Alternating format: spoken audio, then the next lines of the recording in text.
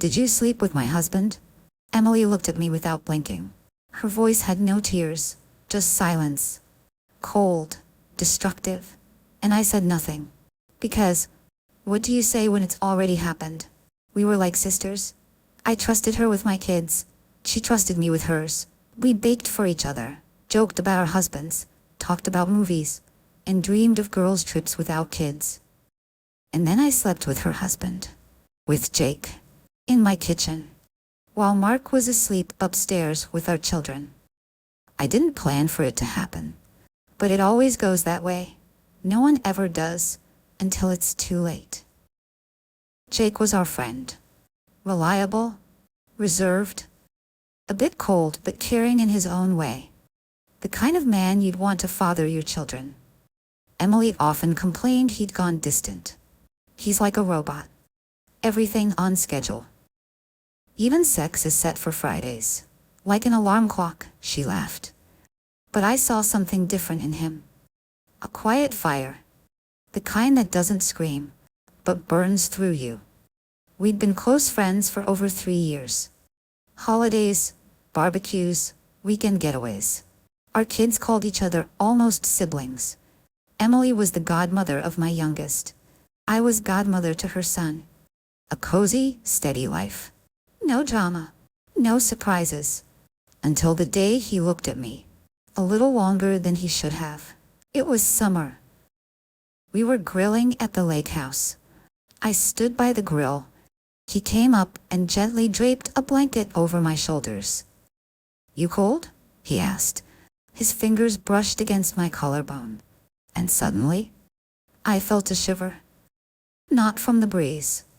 I played it off, laughed, chatted, sipped wine with Emily. But something inside cracked. Tiny. Almost invisible. But it cracked. A couple days later, I told Emily, "You're lucky to have Jake. He's so real." "Real? He's boring," she laughed. "No, he's solid, dependable." "Well, yeah," she sighed. "But lately, it's all just autopilot." We were having coffee in the kitchen. The kids played downstairs. She told me she missed the passion, the attention. Life before motherhood. I listened and stayed silent, because in that moment I realized I missed all of that too. But not with my husband. With Jake. "You know this is wrong, don't you?" I whispered, pushing him away. "Then why did you open the door wearing that robe?" Mark had gone on a 3-day business trip. The usual routine. Bags packed, a kiss on the forehead, "Don't forget to water the plants," and off he went. I was left alone. 2 kids, cartoons, laundry, daily chores, and a strange tension inside. The kind you can't admit to, but feel deep in your body. That evening, Jake texted me. "You said your faucet's dripping? I can drop by. I'm free for 15 minutes. I didn't reply right away. I just stood up, fixed my hair, and went to change. Nothing special. A plain robe, no underwear.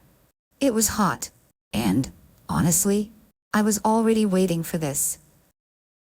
He came with his tools, and a "just a neighbor, here to fix things" attitude. But his eyes said something else entirely. I felt it the moment he stepped inside. He bent under the sink. His shirt stretched tight across his back. I watched him, but not the pipes. "Where exactly is the leak?" "A little to the left, down there," I said, not looking at the plumbing. His hand accidentally brushed my leg. He didn't pull away, and I didn't move. "All fixed," he said. "Want me to check the cabinet door too?" I nodded. He stepped closer, and didn't move away. 10 centimeters, 5, 0. He simply looked me in the eyes. "You knew how this would end when you texted 'come over,'" he whispered. "No. Liar." "Maybe." I took a step back, and closed the door behind him. We didn't have sex that night, but it was already there. His hands, his breath, my whisper.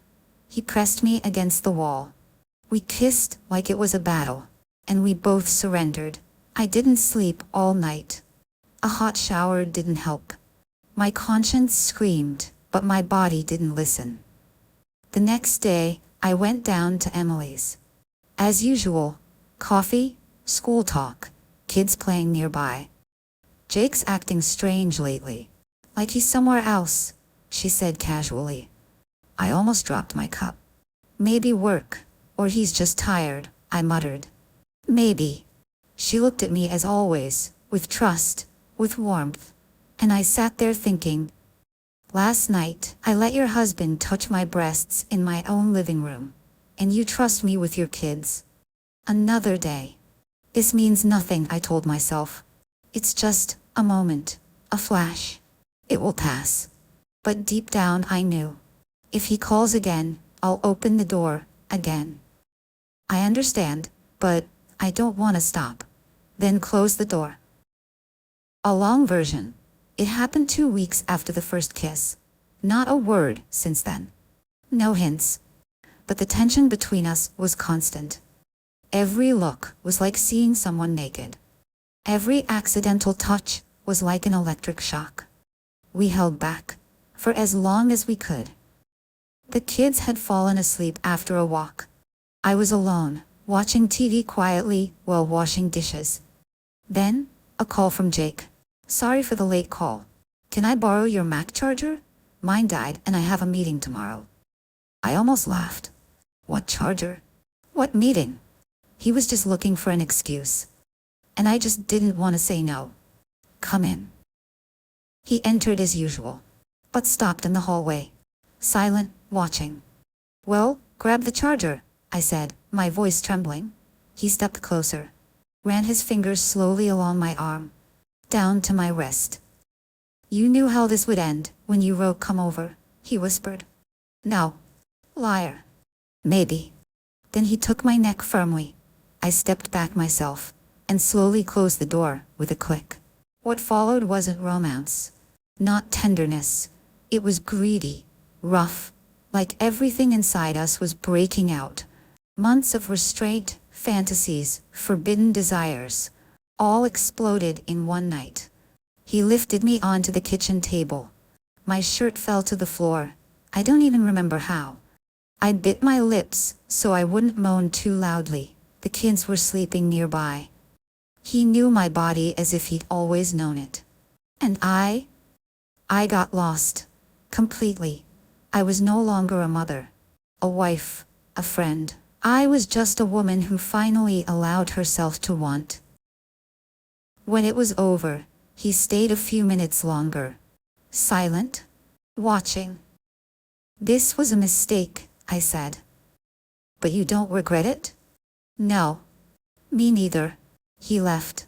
I stayed in the kitchen, half-dressed, my throat dry from emotion. What did I just do? After that, in the morning, Emily sent a photo. Heading to the park? We're already here. The photo showed her son and mine holding hands, laughing. And I sat in the bathroom, feeling the mark of his kiss on my neck. A bruise. Women's intuition doesn't scream. It stays silent for a long time, watching your back, and you feel it with a glance, like a blade. Things with Jake became regular. We didn't make plans, didn't talk about it. We just knew when the kids were asleep, when Mark was away, when Emily was out shopping. There was no flirting anymore. Only thirst. He came over. We stayed silent. He lifted me onto the washing machine. I clung to his back like I wanted to leave a mark there forever. Sometimes, quick, in the kitchen, while cartoons played. Sometimes, in the dark, so no one would hear. I began to crave those moments more than sleep, food, anything. Then he started to act recklessly. Jake gave me a bracelet, simple, with a gold charm. I said, "Are you crazy? I have a husband. You have a wife." "Does he give you anything?" he asked coldly. I didn't answer. The next day, Emily saw the bracelet. "Pretty. Did Mark get it for you?" "Yes," I lied. She just nodded. And then she went silent. That's when it began. Emily stopped coming by so often. She used to pop in daily, for coffee, to chat, bring cookies for the kids. Now, only when necessary. Dry. Without jokes, without smiles. Jake noticed. She knows something, he said. Or feels, I corrected. We need to stop. But neither of us did. One day, Emily and I were sitting at my place. The kids were running around. I poured her tea. She stared at me without looking away. You've been different lately. How so? I don't know. More beautiful. Your eyes shine. Your skin glows. Like you have a secret affair. I laughed, forcedly. Come on, you're crazy. Must be the vitamins. She quietly took a sip, then said, You know I feel everything. I'm not stupid. And left. That evening, I couldn't eat. Jake messaged, Can I stop by for a minute? I replied, No, not today. He didn't get upset, just wrote, You want it anyway, I know. And he was right. I wanted it. But even more, for the first time, I felt, it's not just sex anymore. It's already danger. Emily looked at me not as a friend, but as a woman who senses betrayal. She doesn't know. She just feels it. 2 asterisks. Mark hugged me from behind while I was chopping vegetables. You look great lately, he said. You're glowing. Maybe a vacation, just the 2 of us. I nodded, smiling, but inside only one thought. I'm sleeping with your friend while you're planning our trip. When the truth comes out, it doesn't crash loudly. It's a quiet, icy whisper. And that whisper cuts deeper than any shout. Emily sensed something was wrong long before the secret became clear. She started noticing little things. Jake stayed late at work more often. Calls were short, overly cautious. Her husband became more irritable, tired, but hid it behind a mask of care. One day, Emily walked into my living room and saw a bracelet on my table. A thin gold one with a small charm. Where did this come from? She asked, looking closely. It's a gift from Mark, I replied without blinking. Deep down, I knew I was lying.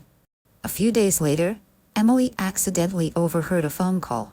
Her husband speaking very quietly with someone, hurriedly ending the conversation as she entered.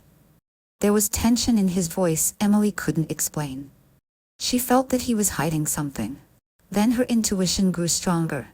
Emily began noticing oddities in our friend's behavior. Why did my friend start leaving parties early? Why does Jake avoid eye contact? Why has she herself become quieter, like she's hiding something? One day, Emily asked me directly. You're not lying to me, are you? About what? I asked, trying to stay calm. I know something is going on between you and Jake. I don't like this feeling. I just want to know the truth.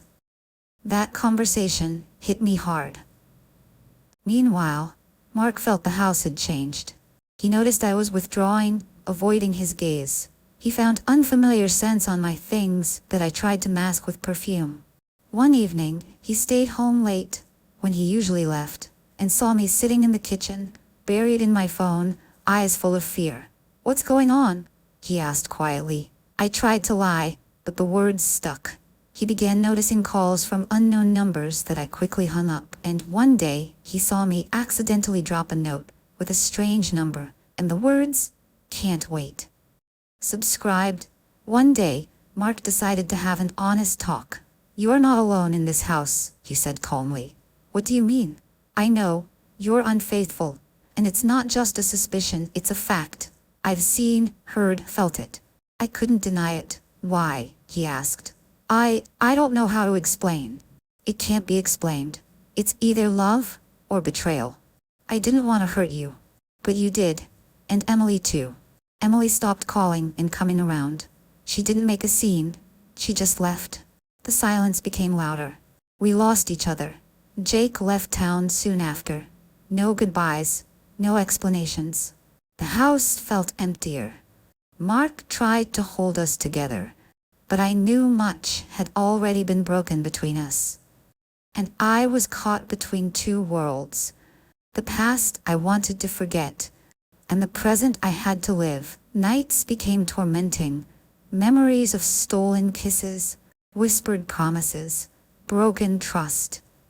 And I wondered if it was possible to forgive and start anew. Can you live beside someone who betrayed you? Can you look into their eyes, knowing the whole truth? Can you forgive and forget? Or at least try? Mark knows. Mark knows. He didn't say it right away. He watched. He listened. He felt. He saw me trying to hold myself together. How I was afraid to meet his gaze. He heard my heart beat faster whenever Jake's call came. He knew who I had lost myself with. At first, there was silence between us, heavy like a stone. Mark didn't yell, didn't accuse. He just stayed silent and looked at me with a pain words can't describe. "Why?" he asked one evening, his voice trembling. "I don't know," I answered, not looking away. "You destroyed what we built over the years." We both cried. No words, just cried. But after months, something changed in us. Mark started seeking reasons, trying to understand, not only me, but himself too. He remembered the best moments, our plans, our love. I tried to be different, to be worthy of his forgiveness. We went to therapy, talked, stayed silent, held hands when it was hard. Sometimes I caught his gaze, full of pain, hurt, but also hope. "We can try," he said once. "But everything will be different, forever." I nodded. I understood it would never be simply like before. Sometimes, when I lie down, to sleep, and hear Mark breathing beside me, I think of Jake, of what was, what could have been, what will never return. And then I close my eyes and whisper to myself, to live is to forgive. To live is to choose love, no matter what. And this is our choice. The choice to stay. The choice to move forward, with pain and hope.